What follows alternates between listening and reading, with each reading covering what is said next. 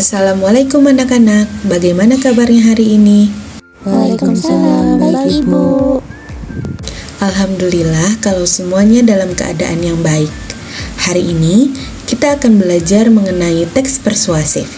Sebelumnya, apakah di antara kalian sudah ada yang mengetahui apa itu teks persuasif? Teks persuasif itu yang berisi ajakan bukan Bu? Betul sekali. Teks persuasif adalah teks yang bertujuan untuk meyakinkan pembaca tentang sudut pandang tertentu. Dengan kata lain, teks ini berisikan kalimat-kalimat yang bersifat mengajak, menyuruh, atau membujuk pembacanya. Ajakan dalam teks persuasif ini biasanya ditandai dengan kata-kata hendak, hendaknya, harus, sebaiknya, hindarilah, dan sejenisnya. Selanjutnya, bagaimana sih cara menyimpulkan informasi dari isi teks persuasif? Simpulan merupakan rumusan akhir tentang sesuatu seperti teks. Simpulan disusun berdasarkan pemahaman atau penalaran kita terhadap keseluruhan isi teks tersebut.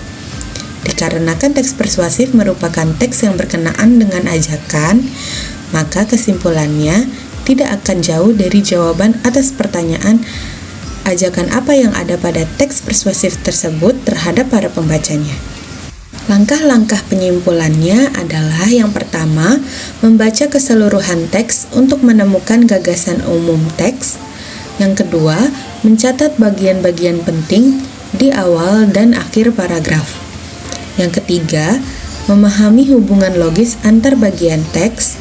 Dan yang keempat, merumuskan simpulan akhir yang singkat dan jelas. Adapun struktur teks persuasif, yaitu yang pertama adalah pengenalan isu. Pengenalan isu berisi pengantar atau penyampaian tentang isu atau topik yang menjadi dasar tulisan yang dibahas dalam teksnya. Yang kedua, ada rangkaian argumen. Berisikan sejumlah pendapat penulis atau pembicara terkait isu yang dibahas pada struktur sebelumnya. Pada bagian ini dikemukakan sejumlah fakta yang memperkuat argumen. Yang ketiga, ada pernyataan ajakan. Pernyataan ajakan berisi dorongan kepada pembaca atau pendengarnya untuk melakukan sesuatu. Yang keempat, ada penegasan kembali.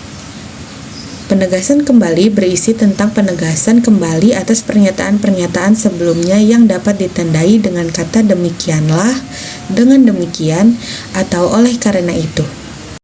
Teks persuasif juga memiliki kaidah kebahasaan yang berfungsi sebagai penanda. Kaidah kebahasaan yang dimiliki teks persuasif antara lain ditandai dengan adanya kata-kata yang sempat disebutkan di awal, yaitu hendak, hendaknya, harus, sebaiknya, hindarilah, waspadalah, dan kata kerja imperatif yaitu jadikanlah. Adapun kaidah-kaidah kebahasaan lainnya yang dapat dikategorikan sebagai berikut. Yang pertama, menggunakan kata bujukan.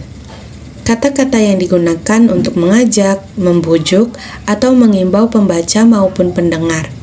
Kata bujukan atau kata ajakan dapat tersampaikan secara tersurat dan tersirat. Contoh kata di dalam teks persuasif secara tersurat seperti kata ayo dan mari. Contoh kata di teks persuasif secara tersirat seperti hendaklah, sebaiknya, diharapkan, perlu, dan harus. Yang kedua, ada verba mental. Kata kerja yang melibatkan perasaan atau respons terhadap suatu tindakan atau kejadian, namun tidak berupa respons yang berbentuk aksi secara fisik. Contoh pada teks persuasif adalah kata mengira, menduga, mengagumi, berasumsi, dan menyimpulkan. Yang ketiga, menggunakan kata kerja imperatif. Kata kerja yang pada fungsinya berisi kata perintah atau mempertegas kemauan. Contoh kata pada teks persuasif adalah jadikanlah, hendaknya, waspadalah, dan tolong. Yang keempat, menggunakan kata teknis. Kata atau gabungan kata khas yang bersinggungan dengan bidang tertentu. Contoh kata teks persuasif adalah konsumsi, asupan, dan porsi berkaitan dengan sarapan. Yang kelima, menggunakan kata penghubung argumentatif. kata penghubung yang digunakan untuk menekankan sebuah argumen dalam suatu kalimat maupun paragraf. Contoh katanya pada teks persuasif adalah jika, maka, sebab, karena, dengan demikian, akibatnya, dan oleh karena itu. Yang keenam, menggunakan kata perujukan. Kata-kata yang digunakan sebagai pendahuluan sebelum menyajikan data yang menjadi sumber dalam teks. Contoh katanya seperti berdasarkan data, merujuk pada pendapat, dan mengutip dari. Dalam teks persuasif, langkah pertama yang harus dilakukan adalah menyiapkan sejumlah bujukan atau ajakan.